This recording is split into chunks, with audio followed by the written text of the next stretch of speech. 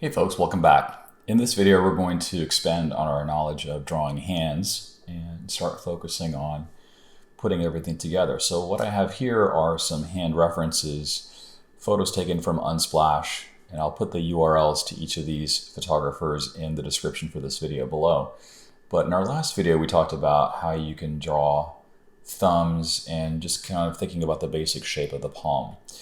In this video, what we're going to do is we're going to use references and we're going to apply some of those techniques, because I think looking at references can be very helpful, especially when you're trying to draw hands, just to get your bearings. And then you can always draw from imagination once you understand how these shapes actually work. So we'll start off with this first example here, and I'm just going to zoom in. And the first thing I'm going to do is I'm going to draw my trapezoidal shape.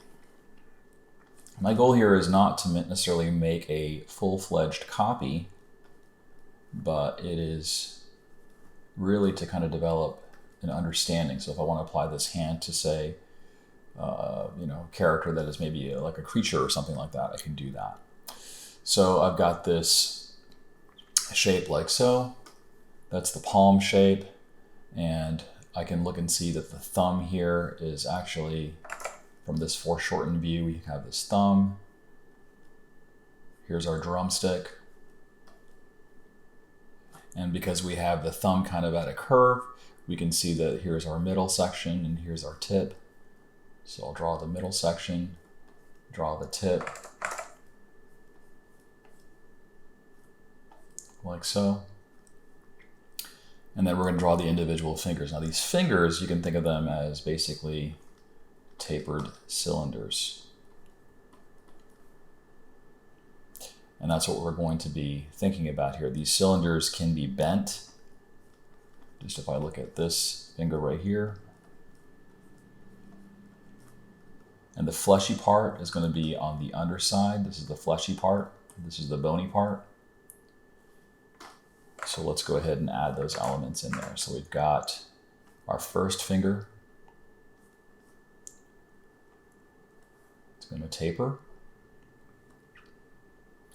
Our second and third finger, we're going to actually have, that's what we have, this little divot.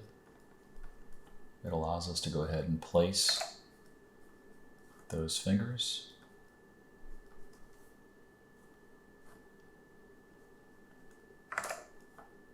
Our second divot.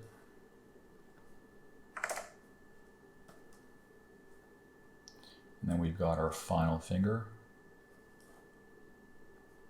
And there's some overlap here. We can see that there's like a stair-step configuration.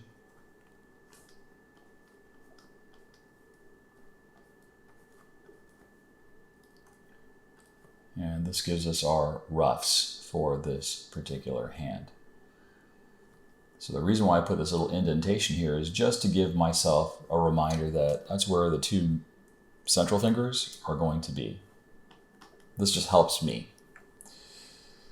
All right, let's move on to the second example here. Second example is we have someone holding something in the palm of their hands. We'll just do both hands. We'll draw them separately and then we'll bring them together. That's the beauty of using digital techniques. I can draw one hand on one layer, another hand on another layer, and then I can adjust as needed. So let's take a look at the left hand first. So we have this trapezoidal shape.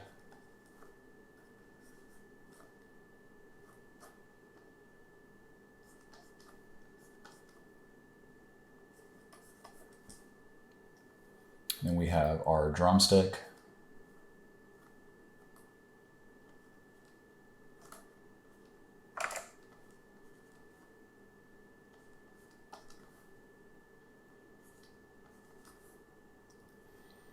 Now we have our first finger, again foreshortened.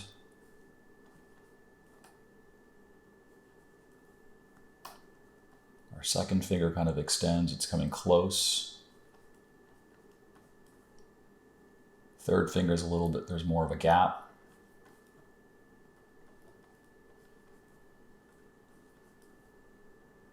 And we have our fourth finger. These fingers all curl in.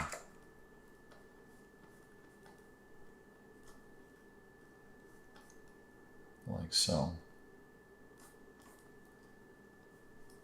Not worried about detail at this particular point. We have a stair-step configuration here. I can always use this to adjust. I noticed that maybe this finger needs to be a little bit lower.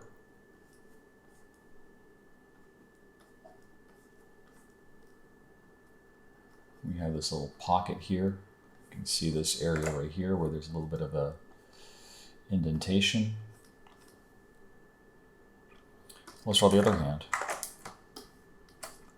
So in this case, we don't really see much of that trapezoidal shape because it's being blocked. So we have to just use our imaginations here.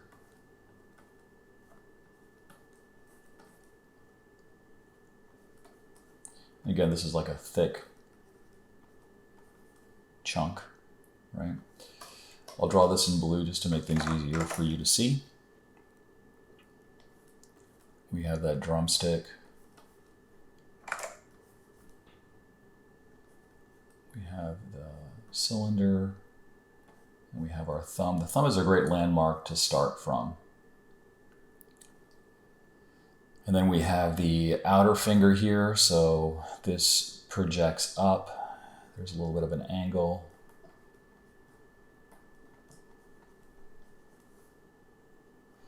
Part of the other finger is hidden from view, but we have this to guide us.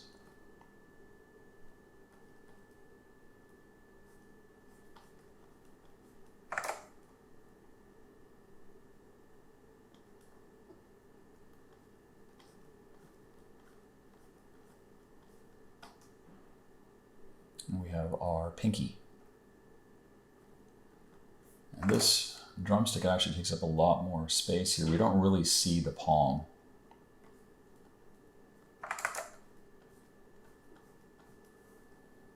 So we have something that looks like this. I'm going to actually cover that a little bit more.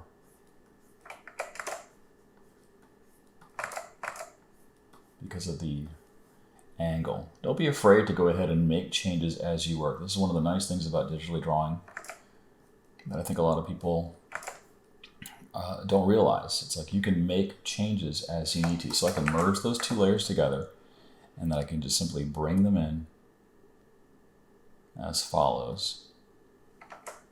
Maybe I need to rotate it a little bit more. And then I can probably scale it down just a smidge.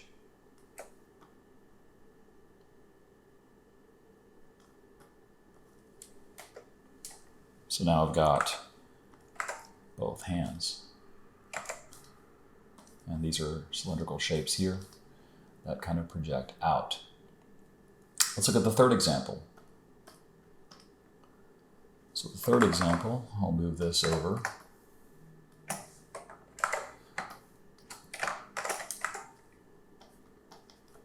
This should be a little bit easier.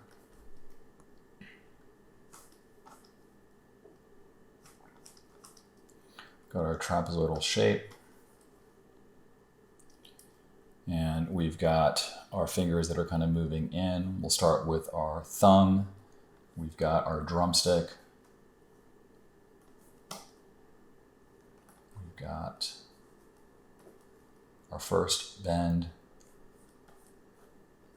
our second bend.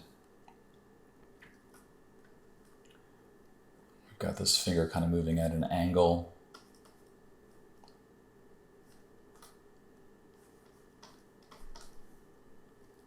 Second finger here, I'll just have this extend up.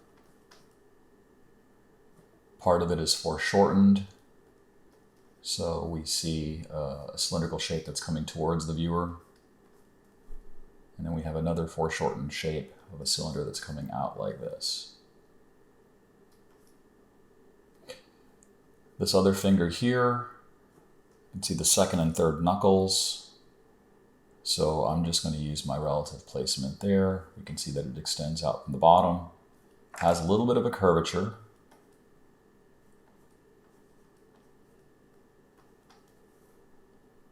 And then finally, the last finger.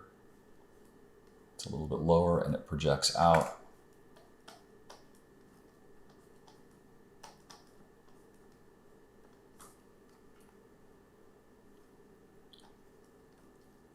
can see that we've got that shape. Now this is just a rough drawing.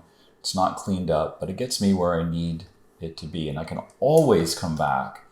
Now that I've done the study, which I'm looking at through references, I can always come back and apply this to something that's, say, a little bit more stylized, right? So if I wanted to do something that was a little bit more cartoony,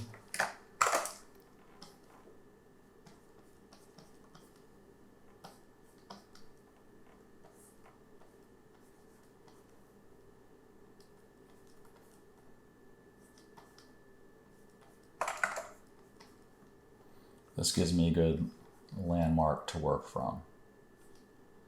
You can see I'm kind of simplifying some of those lines.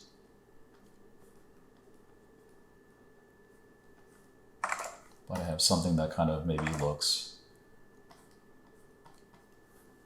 I don't know, just a little bit more streamlined. I could also go over the initial sketch here, but I'm just trying to show you that this gives me a good frame of reference. I've already done some of the analysis here, and now I'm just simply translating that over into this particular shape. So if you found some value in this video, please consider giving it a thumbs up.